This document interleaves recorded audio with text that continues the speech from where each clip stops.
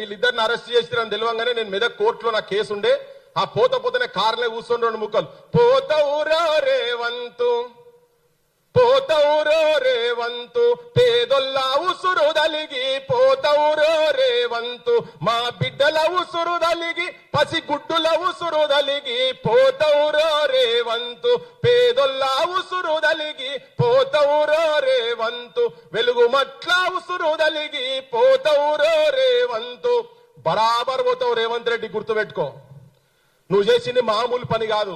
నీ అయ్యా జాగీర్ కాదు, నీ మంత్రుల అయ్యల జాగీర్ కాదు. ఆ భూమి భూదాన్ భూమి పేదోళ్ల గురించి ఉన్నవాళ్ళు, అభ్యుదయ భావాలు ఉన్నటువంటి వాళ్ళు, గొప్ప వ్యక్తిత్వం ఉన్నటువంటి వాళ్ళు, వాళ్ళకున్న ఆస్తిలో ప్రజలకు పంచుమని ఇచ్చినటువంటి భూమిలో 100 గజాలు ఆ పేదోళ్లకు ఉండ నీడలేక రోటీ కపడా और మకాన్ ఒక ఛత్ ఇచ్చేటువంటి ఆలోచనతోని పెద్ద మనిషి 80,000 కిలోమీటర్ల పైన 12 సంవత్సరాలు తిరిగి సాధించినటువంటి భూమిని దుర్మార్గులు మీరొచ్చి భూమి జాగ పిరమైందని చెప్పి కాజేసం చూసినటువంటి రియల్ ఎస్టేట్ బ్రోకర్ గాడు, ఒక real estate broker Revanth Reddy ముఖ్యమంత్రి అయితే బ్రోకరిజం ఎంత తారాస్థాయికి పోతుంది అనేది నిర్ధారణ చేసి చూపించేసిండు క్లియర్ గా.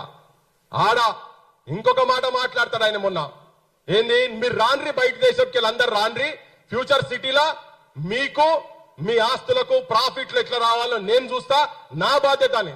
అరే నాయనా నువ్వు ఏం మనుషులరా అయ్యా మీరు. అది కొద్దికేమో అక్కడ పేదోళ్ళ గుడిసెలు గులగొట్టి ఇక్కడ లంబాడలో భూములు తీసుకుంటా. ఏ ఊరు మనం పోయింది సినరా కుర్మిద తాండాల పట్టా భూములు మీరే వచ్చి కూర్చొని మీరే చెప్పి మీరే పాదయాత్రలు చేసి దగ్గర తీసుకొని ఓడోరు అలుముకొని ఆ ఫోటోలు తీసి జనాలకు పేదోళ్ళ నాయకుడు అని చెప్పి పోస్టర్లు పెట్టించి ఊరూర తిప్పితే మా ఊళ్ళందరూ నమ్మి నీకు ఓట్లేసిరు కదా.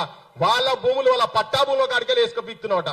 ఈ పెద్ద మనుషులు పెట్టిన భూములు కాకుండా మీరు తెలంగాణలో ప్రతి ఇంట్లో మీరు అనుకుంటున్నారేమో ప్రతి ఇంట్లో చర్చ జరుగుతున్నది, వెలుగుమట్ల చర్చ జరుగుతున్నది.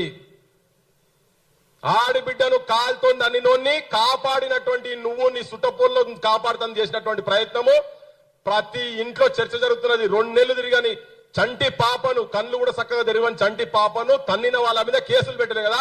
నీ పాపం పండుతున్నది, నీ ప్రభుత్వం పాపం పండుతున్నది, రాజకీయ వ్యవస్థ పాపం ఇప్పుడున్నటువంటి రాజకీయ వ్యవస్థ కూడా పండుతున్నది. కొంతమంది ఆడపోయి కూర్చొని